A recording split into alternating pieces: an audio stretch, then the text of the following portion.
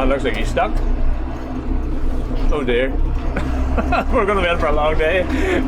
6 mile cart, 6 tuners, and man down already.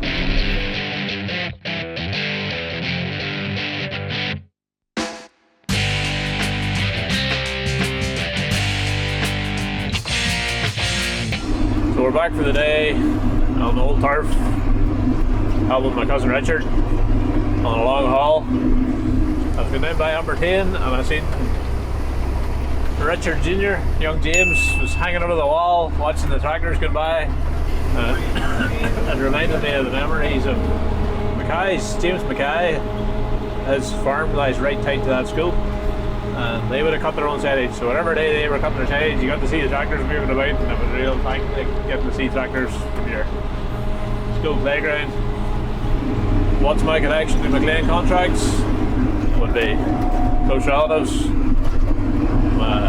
Uncle Jim lived at the end of our road, so there was 3 houses at the end of our road. There was Jim's house 100 yards up the road, there was my granny and granda's house, then there was the farmyard where Jim and presumably Granda before him was contracting out of, and then there was our bungalow.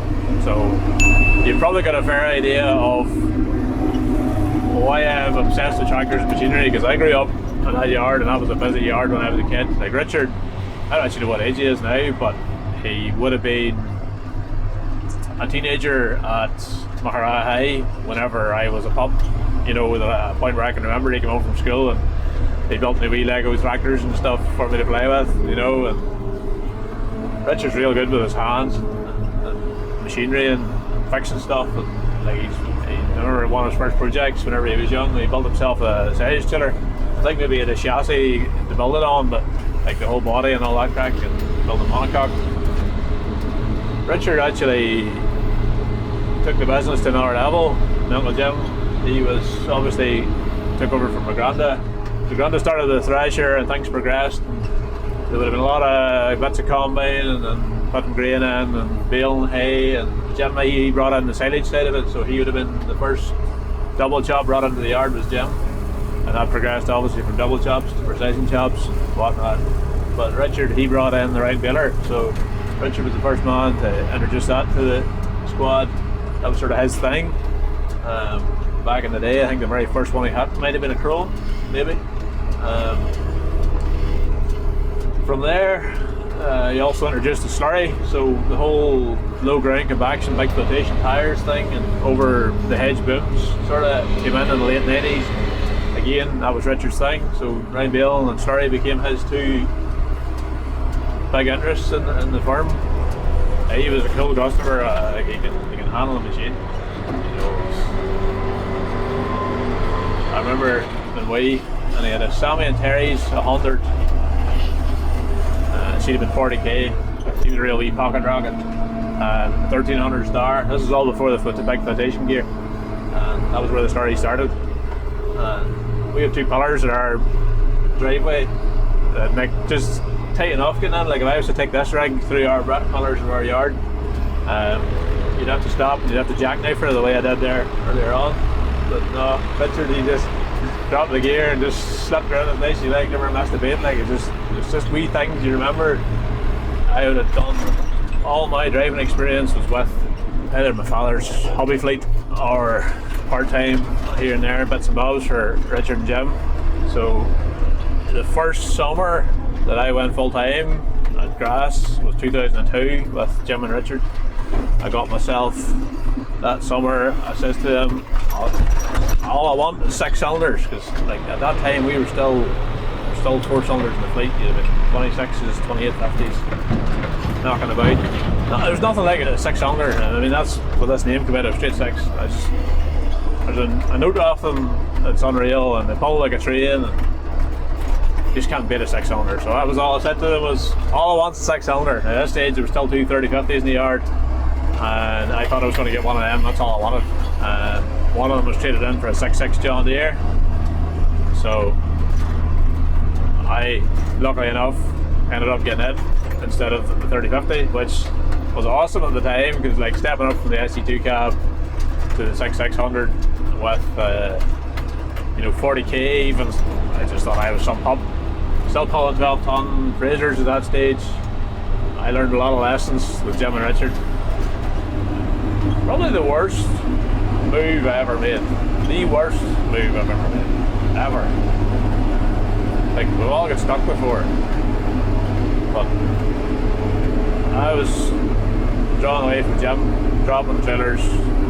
So he was in this sort of steepish bank of a field doing the first run around, and he started near the gate at the top, right out round, like I see your big long rectangle, and come out round to the bottom corner and dropped me an almighty even trailer of a load. I think I was in a 4-cylinder, probably a 2650 4-wheel drive. There was a stone lane up the side of the field, so like it was probably this time of year it was getting catchy and slippy and whatnot. I yoked her on and let her at it for all she was fit, you know. We were racing this lane, and of course, 2/3 of the way up her, a slight corner on it, she started to spin out, just hadn't the weight. You know, she was still going on, you know, but just hadn't the weight to keep the grip down, get the traction, because the trailer was so full. I backed her back, and you know, you always think, well, now I know what I'm doing. I know what I'm facing. I'll try another gear, try and get a bit more momentum up at it or whatever. You know, you think you didn't do it right the first time, so took another race at it again. And maybe I went a yard further, but spun out again. So then I was easing her back and then trying to get her going forward again. And it was again this lack of experience. You know, if she was stopped there, how was me trying to get forward again from anywhere, trying to go to help? Waste of time. Meanwhile, Jim, he just keeps falling away and ignoring me, like, you know, there's no radios this generation, none. And you're just trying to read his mind. And it just looked like he didn't care about me, wasn't going to help me ever, you know. What the truth was, Jim was actually doing was just going to fill his note and then come over and give me a tug. So I didn't know this. I was like, oh, I need to get away, you know, I need to get this done. So anyway, I was farting about, screwing about, slipping her back and trying to get forward. Unbeknownst to me, I had slipped her back a wee bit too far, and a wee bit off the square of the lane, and dropped one of the back wheels of the trailer just off the edge of the lane. At which point I started in the merge. You could tell like what merge you had. I must be really close to that fence, that wire fence between us and the next field. You know, I'm going to head a quit here, like whatever's going to happen is going to happen. Jim's going to do something. He's going to chew me out, or he's going to help me out. So anyway, Jim comes over and rocks up with a big tractor, drops the hitch pin, gets the chain on, hooks it on to me, goes to give me a tug, but Jim hasn't walked round to the back and seen what's going on. He's just yoked up and giving me the pull, and of course I'm spinning, he's spinning, and we're going nowhere, and he's like, you can just see the curiosity in his face, and he's like, what's going on? So eventually come back round, and here the trailer was just wedged in deep enough that it was like an anchor. That back wheel was like an anchor. She just was going nowhere, and we put her and tried for a minute or two, and in the end, like, we just hadn't the muscle to pull her back up. We hadn't the shovel to go back into the back corner and give her a lift around like that, because other times they'd seen stuff stuck, you'd have backed the tractor into the corner of the trailer and lifted it with the left arms. But I had to back that trailer through that fence into the other field and take her out that way. So that is probably my worst moment ever, because you get stuck, but to destroy a fence to get yourself out, bad day at the parish. I got the drive that brings me to life on the edge of a knife. Yeah, I'm living it right. Born to be fast, I don't care if it lasts. I'm here for the ride. Yeah, it brings me to life. Whatever it takes, I'm not gonna break. I know what's at stake. Yeah, it brings me to life. I'm out of control. I'm on a boat. It's a fire in my soul. Yeah, it brings me to life. Yeah.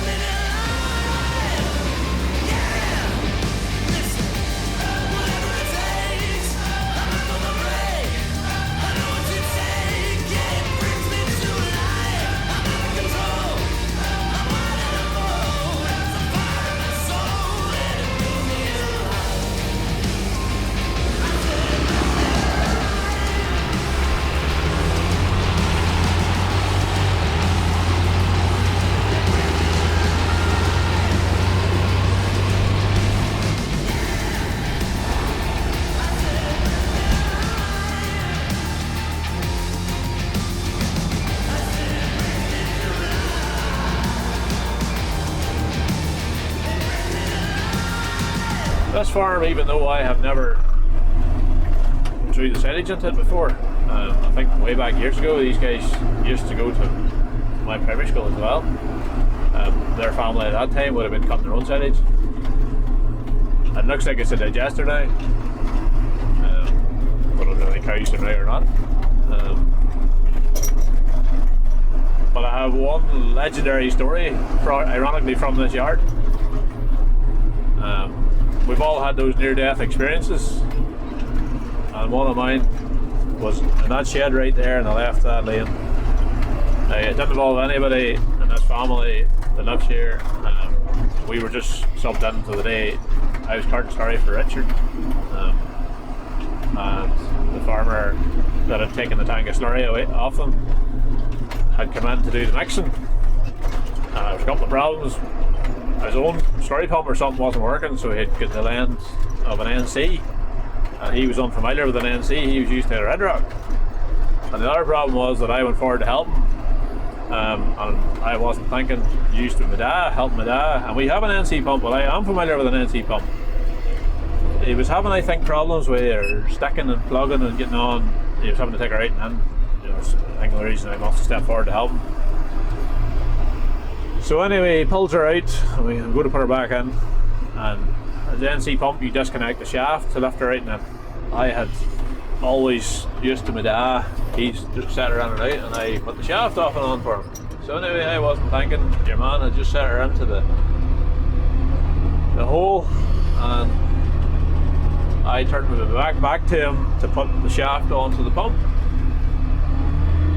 Now, I don't know whose pump it was, but I'm telling you one thing, I'm glad they had a PTO guard on it. So I was holding the PTO guard with my back to the driver. Because he wasn't used to that pump, he was used to a Red Rock pump. Just a second nature to him. He had reached forward down on the fate, somewhere down, and here's the PTO lever. He leaned forward, flicked that, and he knocked the PTO on while I was holding the shaft. Fortunately, very fortunately, I hadn't put my hand onto the knuckle yet. I couldn't believe it. I'm standing here holding this shaft, and I can feel it turning inside the guard, and the knuckle is starting to turn, and the panic set in. And I say I'm lucky. The first thing I would have done was lost the arm if I'd have grabbed that knuckle, or if I'd in the middle of putting it onto the tractor or putting it onto the pump, you know. So I'm standing holding this shaft. I didn't know what to do. In a split second, I threw it away from me and I ran the other way, because I didn't know if it was going to bounce back when it hit something, because it's still going to be turning, obviously. Got away with it. I mean, obviously the farmer was very apologetic, you know, he had no intention of doing that to me, but it goes to show you again, trust nobody. Like, I was just so used to working with my dad. Like, my old father obviously is thinking about my safety at all times because he's my dad, and it's not to say the farmer wasn't thinking of my safety, it was just second nature to him. But it's back to, like, when you're operating together, make sure you can see someone's eyes. You know, I should have been eyeballing him before, you know, made him look at me before I stepped forward and lifted that shaft, and I'm going to do this for you. Complacency, it's the routines. Everything's grand whenever you're in the normal routine, but I tell you, it all falls apart once you change something. That's when the accidents happen. I'm a big fan of PTO guards. You will notice sometimes when I'm making videos, there's plenty of stuff that doesn't have them, and that doesn't annoy me. There's a lot of people that love to get very, very, very shouty about, oh, that guard's not covered. I think it's a balance of common sense and practicality. Can you afford it? So let's just do them by priority. You know, that shaft is on a slurry pump that sits static, a pump that you're going to have to go forward to and change the direction of the chute and stuff, and that's one that needs done. Same with a tanker. Tanker sitting there idling, ticking over in the yard, where you're coming forward to change a valve or whatever, you know. No one should ever be able to walk up to a machine that's got a P2 shaft and it not have a guard on it. Like, that's just common sense. But my argument to that is people get shouty about one missing on a mower. Let me tell you, you should be nowhere near that mower when it's turned off. Ever. And it's designed to go down the field at speed. how on earth do you get yourself wrapped around that PTO guard would be beyond me. Because A, you're either going to get run over or you're going to get your arm cut off with a mower before you even get near the shaft. So, in that sense, I would rather that the farmer, if he's making a choice, he decides, I'm going to fix stuff that's static. The machinery is static and people can end up walking near it. And if the postman drives in and whatever notion he takes when he walks round to the back of the tractor, when I'm not there for a split second, he's not going to kill himself.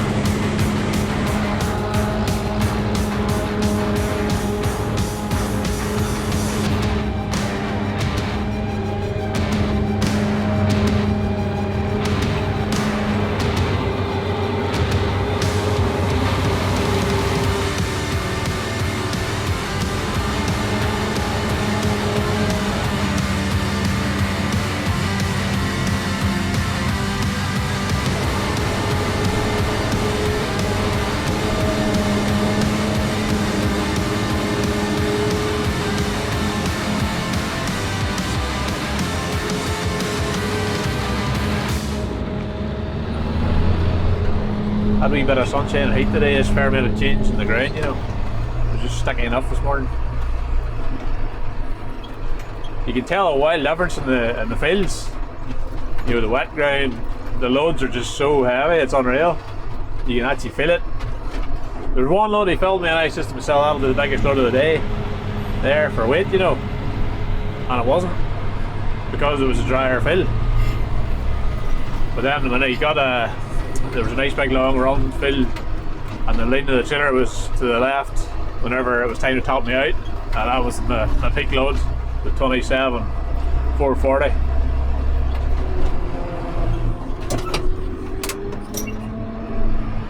That's exactly what she done this morning. Hopefully this time he hasn't filled the drum.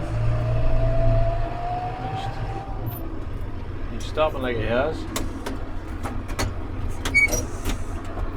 There we go, we can all the crack now. How is it you only do that when I'm beside you? Oh, she's done it 3 or 4 times that last week. You see that there? That's that little chickweed there. And feel how wet that is. It's just pure dung. Feel that there, but soap. Yes. You'll find if you get chickweed there, you don't like it. You want to lie on here and get the experience, Joe? Oh, no, you're tear away. I'd only slow you down. I'd only slow you down. Did the bell hook come with her? No, but it's a great job. See, it's the fingers. How many times have you hit your head on this yoke here? Oh, I haven't hit it now, but possible. How do you not have to let a plate down to do that? Aye, but you have to switch her off and switch ignition on, and then it takes her maybe 30 seconds before she lights up again, and then the drum has to be stopped before sort of safety hanging around it, you know. Oh, you can open her from inside the cab? Aye, it's around the last one. Yes. She was like 5 bolts. Disaster. Oh, well, it's alright, but this here now, you're in a hurry, you sort of want to, it takes time just to get her opened up. The question has to be asked, would it be better if New Holland fixed the blow problem or made it easier to open her? Which would you rather have had? I think all these type of machines, it's just that wee transition channel there, and it's just that kind of grass there. Now I left it to field last year now. I think you must have blocked 20 times on it, like. That was pure clover. Yes. And it's just the same thing. You did it cut several days, you know, to try and get dried up. One time we were at Porters and had the mill on, and the real green stuff up through the whole crop. And we had to take the mill out to get her to put it through. It was that green and sludgy, you know. No, that there, I think that was cut Tuesday, like, you know. And it's just real. See it on it? See it on it there? must be sort of just dead of itself, you know, whenever it doesn't want to know up through. To be fair to New Holland, they didn't overthink it. They just made a quicker opener. That's the fastest I've ever seen a blockage cleared. All them days of whose turn is it to come below our vice? Whose turn is it? I always dodged that bit. I went up under the top and poked stuff down and wheel processor back or whatever. Done my best to avoid climbing it below.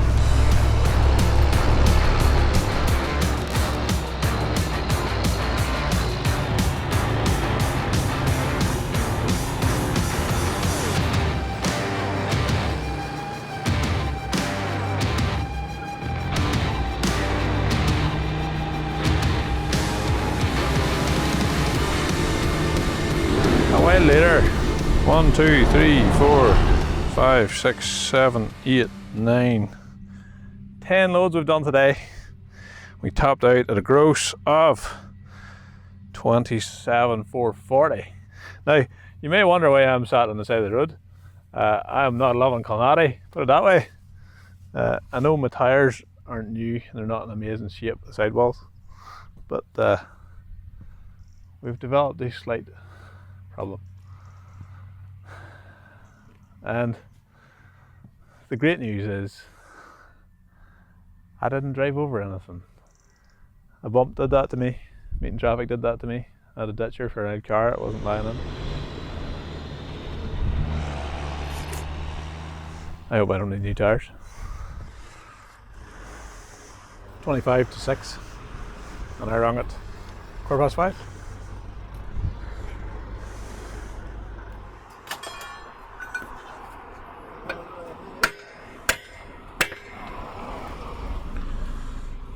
What you said.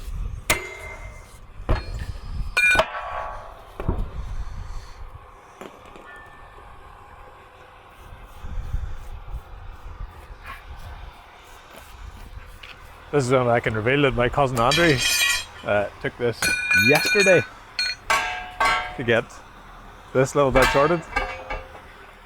They put a gator on it and it hasn't stuck. Send for the professionals. Ah, JB. What's your name? Igor. Igor. You're a legend, Igor.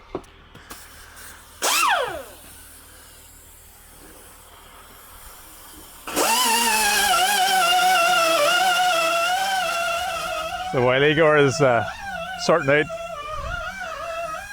my sidewall, we'll not let her. We'll take this home for Andrew. Put it in my toolbox. Not how I wanted my day to end, but at least I don't need a new tyre yet. I was coming down the road after hitting a lot of bad bumps, meeting traffic, and I was ripping and cursing at Colnati for the state of the roads after the bumps. So I was just getting settled back onto a bit of decent tyre, and I was like, them bumps that bad, I can see that wing mirror lying over.